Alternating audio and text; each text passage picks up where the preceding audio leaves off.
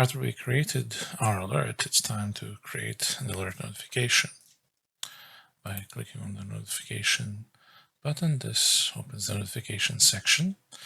Here, we need to just click on create notification. Now, in this form, we need to write a name, like so, and we choose one of the alerts we created and click save. And that's it.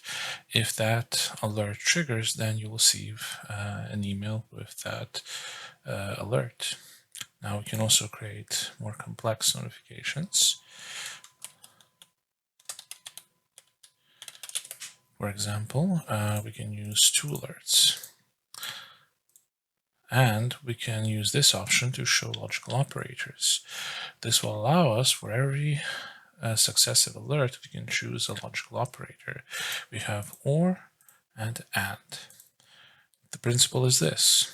If you have 2 alerts and you have the OR operator, that means you will get an alert, you will get a notification if the first alert triggers or the second one.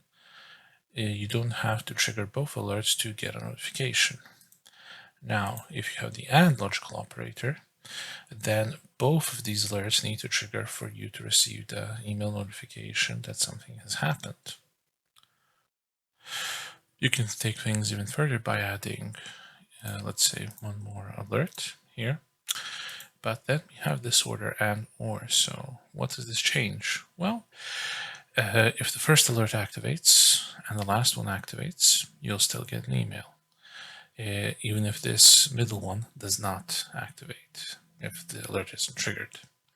However, if we change the order, and let's say the last alert doesn't activate, but the first 2 do, because the AND operator is the last alert, you will not get an email notification. So the AND operator plays an important role. It doesn't matter if you have 4 or 5 alerts and they all activate. If the last one has an AND argument, an AND operator, then it will not trigger. The alert notification will not be sent. So be careful where you put the AND operator. When you get an alert notification in your email inbox, it looks something like this. So you see there's the report name, the notification name, and then you have the alerts that were used. So here we see an example where we wanted to compare a specific competitor. We used the comparison operator below, metric rank, and threshold 10.